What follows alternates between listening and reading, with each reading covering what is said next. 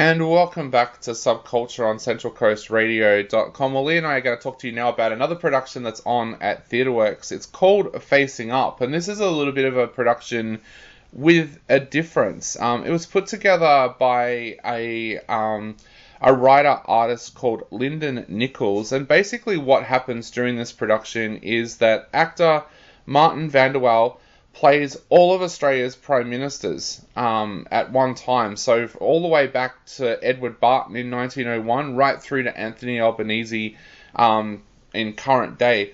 Now he stands at a podium as he reads a speech that best sums up each of the prime ministers' stance on Indigenous affairs and welfare, while around him two First Nation women, Trudy Fadanaway Edgley and Zareen Jadwa, react to the speeches with the general consensus of the First Nations people of that day. Now, it's one of those ideas when you watch it, you think, why has nobody ever done this before? Because it chronicles a part of Australian history that we're often kind of embarrassed to talk about, but it also shows both sides of the argument, which is what Lyndon Nichols wanted to do. Lee, what did you think of this production of Facing Up? I think it was beautifully portrayed, giving history. I love the way that they used sand as part of a way of showing you their land and different parts of the land. I thought the artwork was really lovely too, because it's Indigenous artwork that for their setup.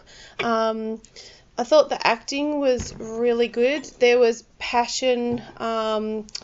You could see injustice portrayed in how they acted. But also, it's nice to have just facts throughout a play rather than lots of opinion. Yeah. I think it's helpful to understand our history more in that regard. And I think for me, one of the highlights was actually staying back for the Q&A section. Yeah, which is on every night too. It wasn't just at the premiere. So yeah. So if you get a chance to see this and stay for the Q&A section, I think even more information was provided then of how much research had gone into the production and the writing of this production. Some history about Ballarat and descendants of some of the politicians and their thoughts on what's happened in the past.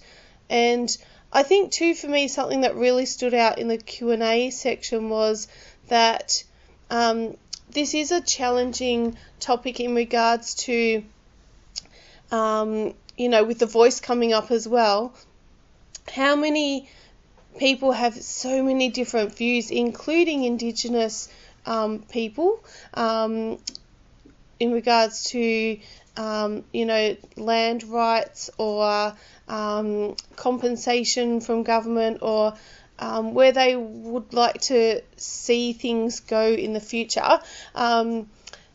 Each tribe or people group have very different thoughts and may not even agree to what is wanted in the future.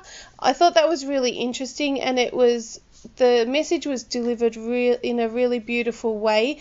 It was very non-judgmental, but just very encouraging of Indigenous people and very supportive of Indigenous people, but also there was acknowledgement of, all people needing to come together and to live wonderfully side by side. Yeah, I found myself getting angry during this production, but also learning a lot as well.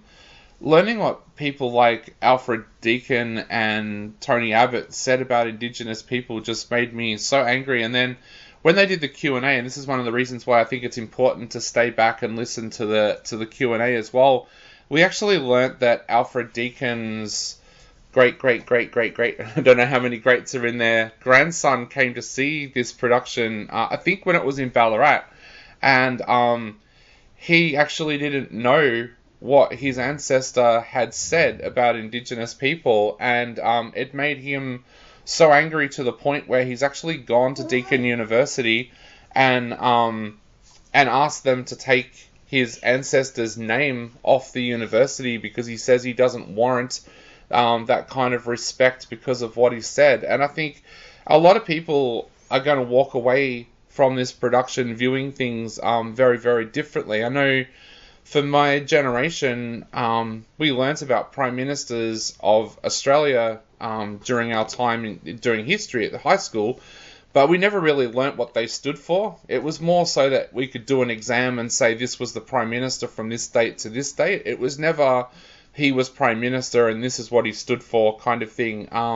Because, watching this production, I found myself changing my opinion of some of the Prime Ministers of the past because of the things that they had said while they were in power. So, I would really recommend staying back for the Q&A. I know a lot of people might think, oh, I'll watch the production and then I'll just leave, but no, definitely stay back and watch the Q&A because you'll learn a lot about this and even how Lyndon first put this together to be formed in Ballarat alongside the sculptures that are there of the different Prime Ministers. As she said, it was her aim to kind of bring them to life. But also, if you're not anywhere near Theatre Works, keep an eye out on the Facing Up website as well, because this show is travelling and it's going into schools and places like that. So it can be a very, very good educational tool if you're a history teacher out there and you're looking for a good way to educate your students on Australia's past as well. But if you are in Melbourne, head along to Theatre Works and check out Facing Up because it's well worth a look. What are you going to give this one out of 5, Lee? I'm going to give it 3.5 out of 5. Yeah, I'm giving it 4. I think it's a really, really important piece of theatre, and I don't know, I actually said in my review, and I don't say this lightly, I think it's actually one of those productions that everybody should see when they're at high school. It's just really, really important. But yeah, if you are in Melbourne, head along to Theatre Works and check out Facing Up. Otherwise, have a look on their website and see when they're coming to a town or city near you. You're on centralcoastradio.com.